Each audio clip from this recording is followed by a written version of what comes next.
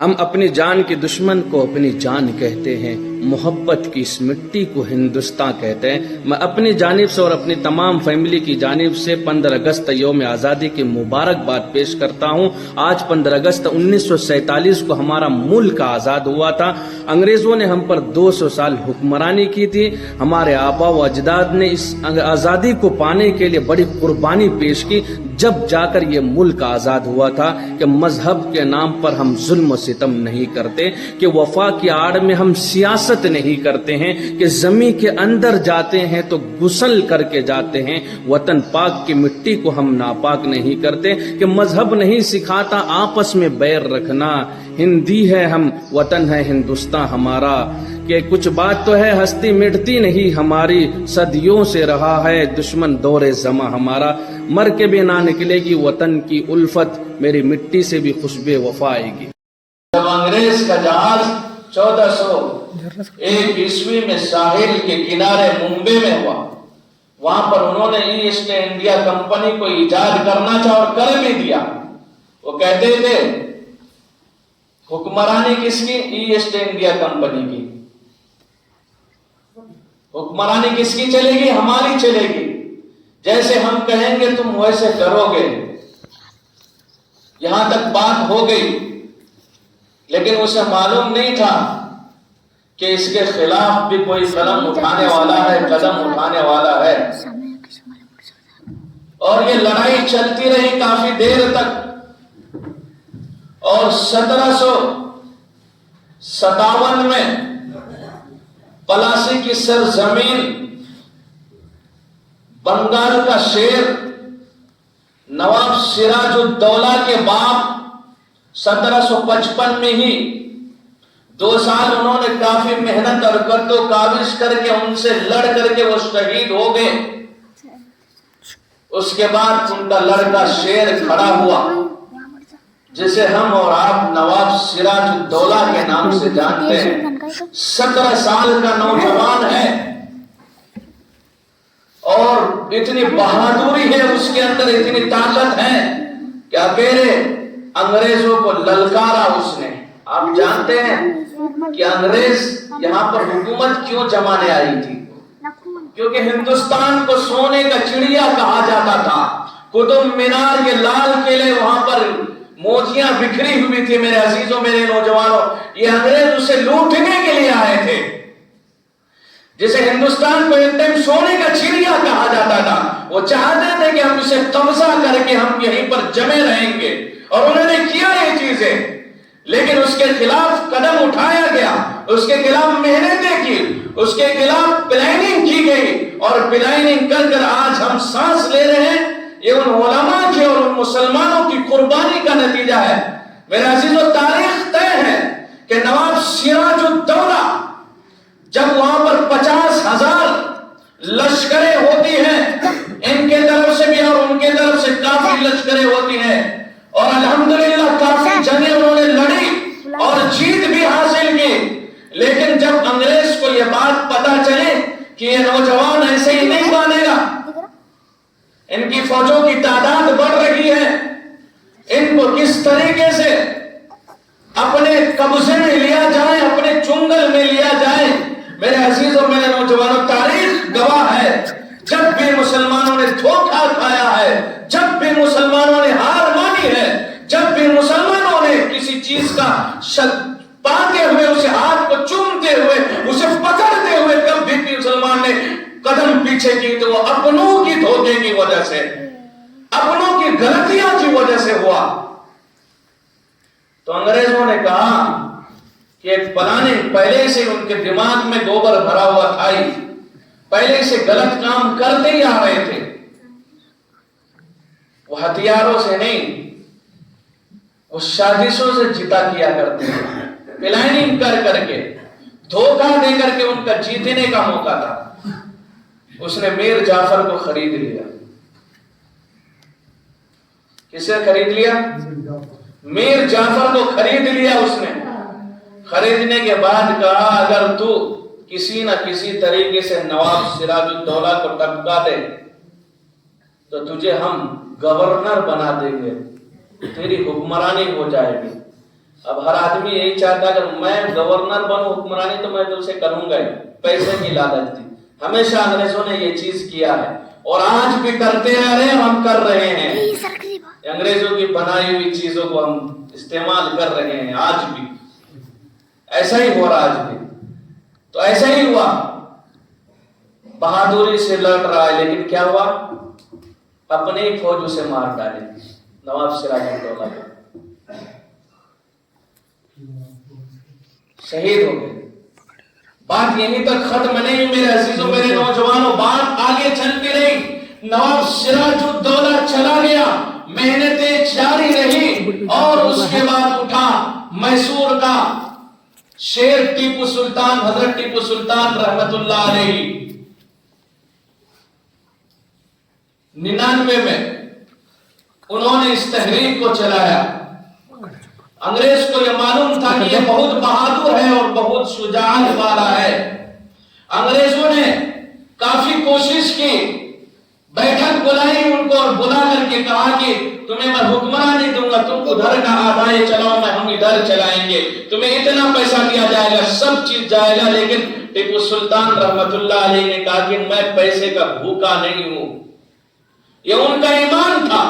آج تاریخ لکھنے والوں نے ان کے داڑھی بھی اڑا دیے ہیں، ان کے مونچھے اس طریقے سے کر دیے گئے ہیں. تاریخ نے کیا ہے. میرے عزیزو، حضرت مولانا حسین احمد مدنی رحمت اللہ علیہ نے اپنی کتاب میں لکھا ہے کہ وقت کے سب سے بڑے ولی تھے، وہ وقت کے ولی تھے جنہوں نے کبھی تہجد کی نماز بھی قضا نہیں کی. اور ایسے شخص بغیر داڑھی کرے گا. تاریخ نے کیا کیا ان کے ساتھ. آج جب میسور کی جامع مسجد بنی، وہاں پر شرائط لگائی گئی تھی کہ اس جامع مسجد میں نماز وہی پڑھائے گا جس کی تہجد کی نماز قضا نہ ہوئی ہو. تو کون آیا تھا آگے پڑھانے کے لیے؟ شیر ٹیپو سلطان حضرت رحمت اللہ علیہ آئے تھے. میرے عزیزو، کافی بہادری تھی. شیر کا مثال آپ کو دیا جاتا تھا اور آپ کے اندر وہ طاقت اور قوت تھی، اور اللہ نے آپ کو وہ طاقت دی تھی، وہ استقامت دی تھی. آپ علماء میں تھے، اللہ نے آپ کو علم کی بھی طاقت دی تھی، اللہ نے آپ کو ذہانت کی بھی طاقت دی تھی، تقوی کی بھی طاقت دی تھی. جس انسان کے ساتھ یہ ساری چیزیں لاحق ہو، اس انسان کو کوئی بھی ہرا نہیں سکتا ہے. لیکن اگر ہرا سکتا ہے تو وہ اپنا ہی کوئی ہرا سکتا ہے. کافی جنگ لڑے آپ نے، 3 بڑا جنگ ہوا آپ کے، اس میں تینوں میں آپ نے فتح حاصل کی تھی. انگریز آپ سے بات کرنے کے، آپ کے سامنے جانے سے ڈرتا تھا انگریز. یہ آپ کا دہشت تھا انگریزوں کے دل میں. لیکن کیا ہوا؟ تاریخ نے پھر وہی پلٹ کیا. وہاں پر بھی میر صادق نے آپ کو دھوکہ دیا. آپ کو سرنگا پٹنم میں بلا کر کے جنگ ہوئی. وہاں پر آپ نے کافی بہادری سے لڑی، لیکن پیچھے سے آپ کو وار کر دیا گیا. اپنوں ہی نے آپ کو ایک غلطی کی. اور دیکھیں تاریخ نے کیا لکھا وہاں کا. وہ انگریز کا کتاب لکھنے والا وہ خود لکھتا ہے، تھامسن خود لکھتا ہے اس چیز کو، کہ جب حضرت ٹیپو سلطان رحمت اللہ علیہ 3 دن کم از کم ان کی لاشیں گری ہوئی تھی، کوئی ڈر سے ان کے پاس نہیں جاتا تھا. جانے کے بعد جب دیکھا ادھر ادھر پلٹا کر کے، اس کے بعد جھنڈا گاڑ کے کہا کہ آج سے مسلمان غلام بن گئے، آج سے ہمیں کسی کی ڈر نہیں ہے. کافی شدید مسلمانوں کے اوپر ظلم کرنے لگے. مسلمانوں کو جاڑیوں میں بند کر دیے گئے، پانی ختم کر دیے گئے. بہت ساری پریشانیاں آئی مسلمانوں کے ساتھ میرے عزیزوں، میرے نوجوانوں. لیکن آخر میں پھر اٹھا شاہ عبد العزیز محدث دہلوی رحمت اللہ علیہ. دہلی کے علماء میں سے ہیں آپ، اور انہوں نے یہ فتویٰ جاری کیا کہ ہندوستان دارالامن تھا لیکن اب دارالحرب بن گیا ہے. یعنی ہندوستان میں انگریزوں کے خلاف قدم اٹھانا اور ان کے خلاف جہاد کرنا لازمی اور ضروری ہو گیا ہے. علم عہد کو اٹھانا پڑے گا. میرے عزیزوں، میرے نوجوانوں، انہوں نے یہ فتویٰ جاری کی کہ یہ دارالحرب بن گیا ہے. اب ہر آدمی، ہر شخص اپنے ہاتھوں کو مضبوط کر لے اور ان کے خلاف جہاد کرے، ان کے خلاف قلم اٹھائے، ان کے خلاف لڑے ان سے.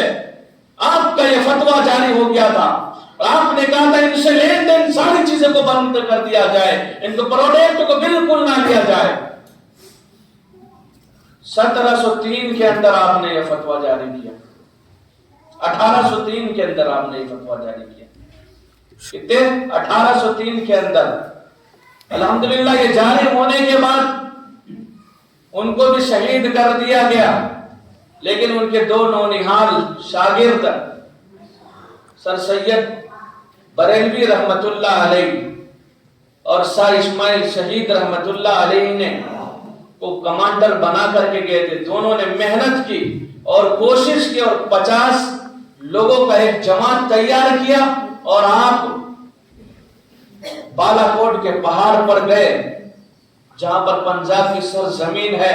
وہاں پر جانے کے بعد آپ نے کافی جنگیں جیتی، چھوٹی چھوٹی جنگیں، اور پشاور میں آپ نے جا کر کے اسے اپنی حکمرانی میں لے لیا۔ لیکن وہاں پر رنجیت سنگھ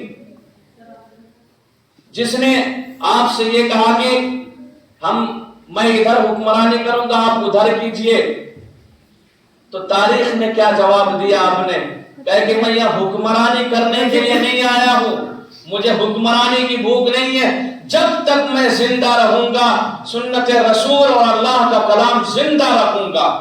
آپ نے یہ کہا، اور جب یہ کہا تو اس نے بول کر کے چلا گیا کہ ان کا سونے کا وقت کب ہے؟ یہ بیچارے تہجد کے وقت تہجد میں ہیں، کچھ سوئے ہوئے ہیں، ایسے وقت میں آ کر کے حملہ بھا دیتا ہے۔ کافی بہادری سے بھی لڑتے ہیں، لیکن جو تہجد میں تھے تو وہ جو سوئے ہوئے تھے، تو یہاں تک کہ وہ بھی شہید ہو گئے۔ 50-70 کی جماعت تھی۔ اب اس کے بعد کیا کریں گے؟ ظلم بڑھتا جا رہا، روکا جا رہا، پھر بڑھتا جا رہا، پھر پلٹ کر کے آیا تھانہ بھون کی سرزمین پر۔ وہاں پر لوگ تیار ہوئے، 474 علماء اکرام جمع کیا گیا۔ وہاں تھانہ بھون کے ذمہ دار کون تھے؟ آپ جانتے ہیں تھانہ بھون میں کیا ہوا تھا؟ حاجی امداد اللہ مہاجر مکی رحمت اللہ علیہ جو ضربے لگاتے لا الہ الا اللہ، وہ بزرگ تھانہ بھون کے بزرگ جو لا الہ الا اللہ لوگوں کے دلوں میں اللہ کے نام کو اجاگر کرتے ہیں، اللہ کے دلوں کو محبت کو اجاگر کرتے ہیں، ایسا شخص کو لیڈر بنایا گیا کہ خلافت قائم کی جائے۔ قائم کرنے کے بعد جب آپ نے یہ کہا، آپ نے کھڑے ہو کر کے کہا اگر ملک کی یہ بات آتی ہے اور اللہ کی حکمرانی کی یہ بات آتی ہے، اللہ کے قرآن کی بات آتی ہے، سنت رسول اللہ کی بات آتی ہے، مظلوموں کی بات آتی ہے، میں تمہارے ساتھ کھڑا ہوتا ہوں، کون میرے ہاتھ میں بیعت کرے گا؟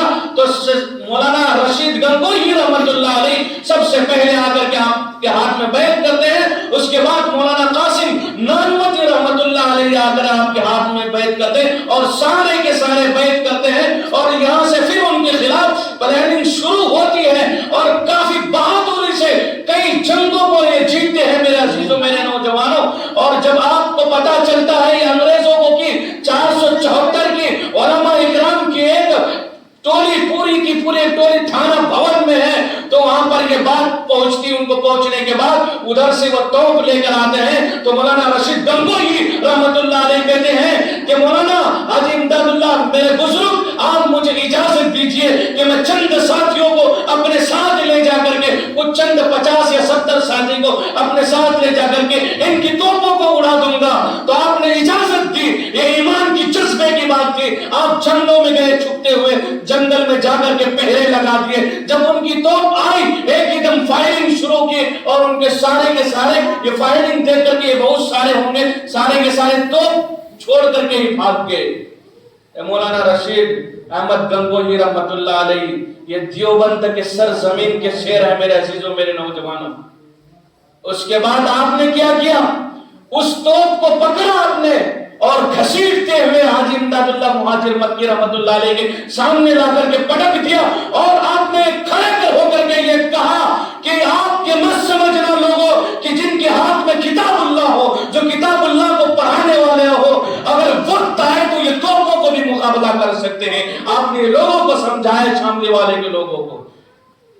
صرف یہ کتاب کو نہیں، وقت پر آئے تو یہ علماء اکرام اپنی گردنوں کو لٹکا دیں گے، یہ توپ کیا ہے ان کے سامنے۔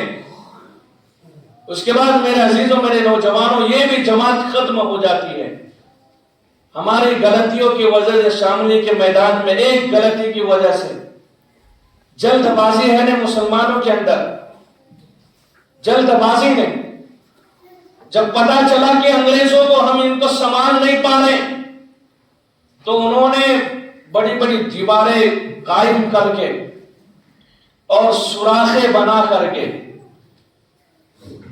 اندر سے گولی کا نشانہ لگا رہے تھے۔ ان کے پاس اتنے اوزار نہیں تھے کہ یہ لگائیں گے۔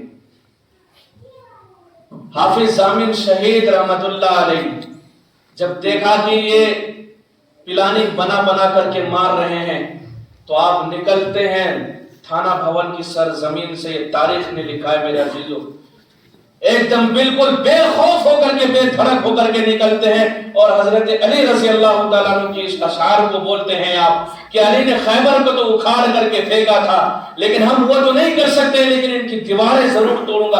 اکیلے جا کر کے دیواروں پر جا کر کے لات مارتے ہیں، یہاں پر سارے آ کر کے دیوار کو توڑ دیتے ہیں میرے عزیزوں، میرے نوجوانوں۔ ادھر سے گولیاں چلتی ہے اور آپ کے یہاں پر لگتی، بھومبی پر آ کر کے گولی لگتی ہے، فوراً آپ وہیں پر گر جاتے ہیں۔ مولانا رشید گنگوہی رحمت اللہ علیہ آپ کو اٹھا کر کے لے جاتے ہیں مسجد میں، وہیں پر ایک مسجد ہوتی ہے، کہتے ہیں کہ حافظ ضامن مجھ سے پہلے چلا گیا، ہم تو سوچ رہے تھے کہ پہلے ہم شہید ہوں گے، لیکن تو ہم سے پہلے بازی لے گیا۔ اور جا کر کے رب سے کہہ دینا کہ کچھ جماعتیں پیچھے بھی آ رہی ہیں تیرے راہ میں، یہ کہہ دینا جا کر کے کچھ جماعتیں پیچھے بھی آنے والی ہے۔ میرے عزیزوں، کافی بہادری سے مولانا رشید احمد گنگوہی اور حاجی امداد اللہ مہاجر مکی اور مولانا قاسم نانوتی رحمت اللہ علیہ لڑتے ہیں، ان کے سامنے کن پٹی پر آ کر کے گولی لگتی ہے میرے عزیزوں، میرے نوجوان۔ لگنے کے بعد کپڑا پورا لہو لہان ہو جاتا ہے، تو وہیں پر مولانا رشید کہتے کیا ہوا کر کے، کہے کہ حضرت پورے گولی لگنے کی وجہ سے پورا کپڑا رنگین ہو گیا۔ آپ کچھ پڑھتے ہیں درود شریف، کچھ پڑھ کر کے امامہ ہٹا کر کے ایسے پھیرتے ہیں، اور تاریخ نے لکھا ہے کہ گولی کی نشان بھی نہیں ہوتی۔ یہ اللہ والے کی کرامت ہے، حاجی امداد اللہ، گولی کا نشان بھی نہیں ہے۔ اللہ والوں کے ساتھ مدد آتی ہے میرے عزیزوں، میرے نوجوانوں۔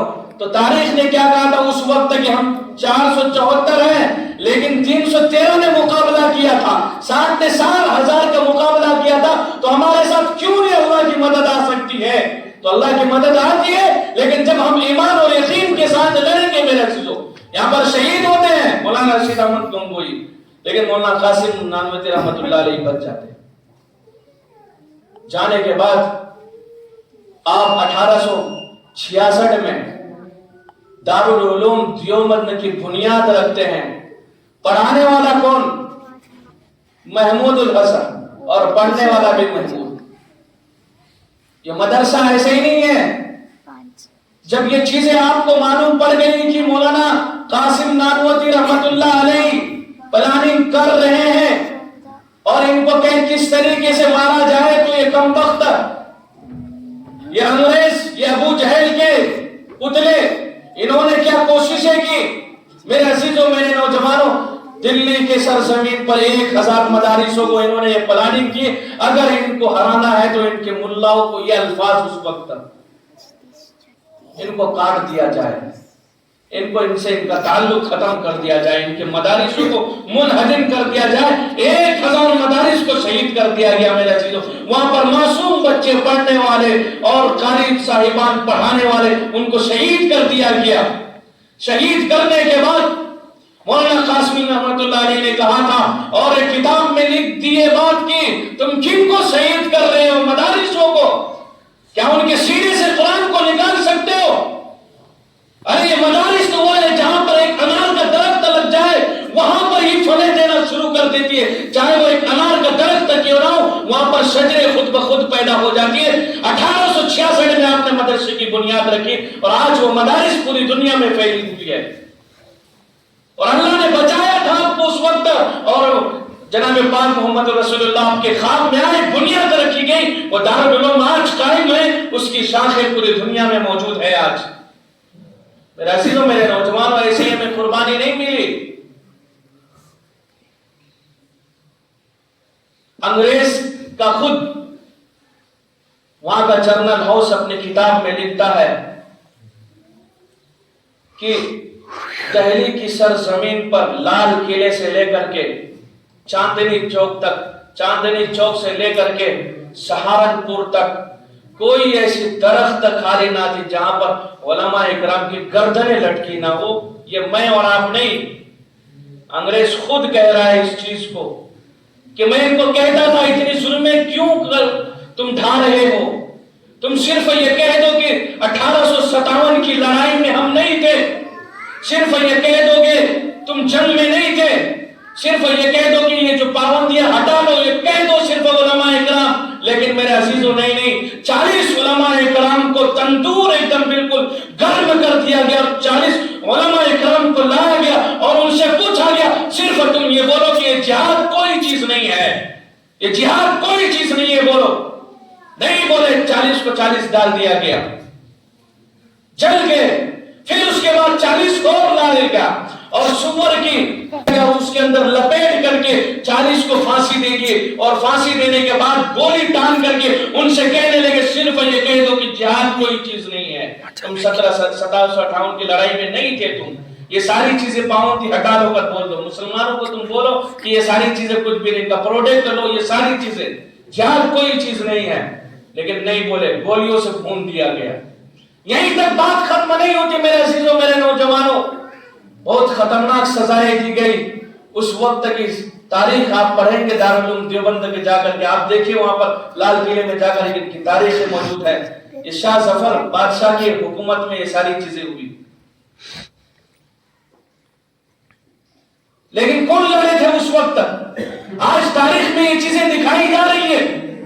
کیا تاریخ آج بول رہا ہے اس چیز کو؟ نہیں بول رہا میرے عزیزوں میرے نوجوانوں. ایسے ہی آزادی نہیں مل گئی.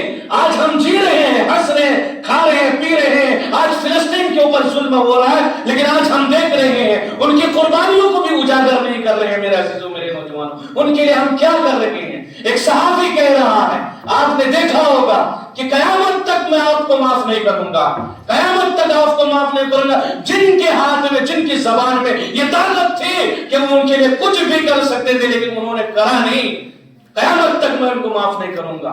قیامت تک یہ چھوٹے چھوٹے معصوم بچے جن کو روٹی سے بلک گئے، جنہوں نے دودھ پیتا ہوا بچہ دودھ سے بلک بلک کر کے جانے دے دی، کیا آپ ان کے لیے کھانا نہیں پہنچا سکتے تھے؟ کیا آپ ان کے لیے روٹیاں نہیں دے سکتے تھے؟ کیا آپ ان کے لیے ہاتھ اٹھا کر کے دعائیں نہیں مانگ سکتے تھے؟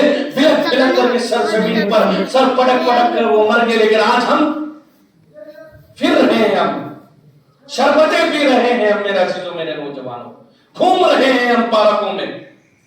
کس چیز کی ضمیر ہمارے اندر مر چکی ہے؟ 57 دیش کیا کر رہا ہے؟ میں 57 دیش کو کہنا چاہتا ہوں، اس چیز کو بتانا چاہتا ہوں کہ ہمارا ضمیر مر چکا ہے. یقیناً ہم حقیقت میں ہمارا ضمیر مر چکا ہے. غداری پن کا ہمارے اندر بھوت چڑھ چکا ہے میرے عزیزوں میرے نوجوانوں. بھائی کی بھائی سے لڑ رہے ہیں ہم، آپس کی دشمنیاں ختم نہیں کر رہے ہیں ہم. یہ ساری چیزیں ہونے کے بعد کہیں پتا چل رہا ہے کہ میرٹھ کی سرزمین پر، کہیں پر بنگلہ دیش کی سرزمین پر، کہیں پر یہاں عورتوں کو لوٹا جا رہا ہے، بچوں کو لوٹا جا رہا ہے. پھر بھی یہ ساری چیزیں ہمارے سامنے ہو رہی، پھر بھی ہم ایسے ہی بیٹھے ہوئے کچھ نہیں کر رہے. یہ سب امتحان کیوں ہو رہا ہے؟ یہ سب امتحان، ہم راستے پر نہیں ہیں میرے عزیزوں. جب بھی کوئی غلط چیز ہوتا ہے تو رب ناراض ہوتا ہے. آج ہم سے رب ناراض ہے. یہ ان کو مارا جا رہا ہے، کیا سوچ رہے ہیں آپ کہ فلسطین کو مارا جا رہا ہے؟ ارے اللہ تو ان کی امتحان کا قربانی لی اور وہ قربانی میں کھڑے نکلے.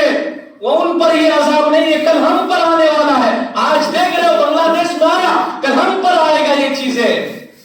آپ آنکھوں سے دیکھ رہے ہیں یہ چیزیں، کل ہم پر بھی آ سکتا ہے. آج ہماری بچیاں محفوظ نہیں ہیں. اسکولوں میں جا کر کے دیکھیں ہماری بچیاں محفوظ نہیں ہیں. کہیں پر ٹرین پر اگر ہمارے جیسے داڑھی والے کو دیکھ لے تو ٹرین پر بھی ہنسی اڑانے لگتے ہیں. کہاں محفوظ ہے ہماری عزتیں؟ کیا ہمارے علماء اکرام نے اس لیے قربانی دی تھی؟ نہیں میرے عزیزوں میرے نوجوانوں، ہمیں سدھرنا پڑے گا. وقت کی نبی کی بات ہم نے نہیں مانی. آخری نبی تھے ہمارے خاتم النبیین. اس کے بعد کوئی نبی آنے والا نہیں. اس کی کتاب کو ہم جھٹلا رہے ہیں, قرآن کو ہم جھٹلا رہے ہیں. میرے عزیزوں میرے نوجوانوں, ایسے ایسی تاریخیں پیش کی میرے عزیزوں. کالا پانی کا سزا, جہاں پر ساورکر بھاگ گیا تھا, کالا پانی کی سزا کو دیکھ کر کے جب مولانا ریشمی رومال کو بتا کر میں اپنی بات کو پوری کروں گا, کیونکہ ریشمی رومال ہے کیا چیز.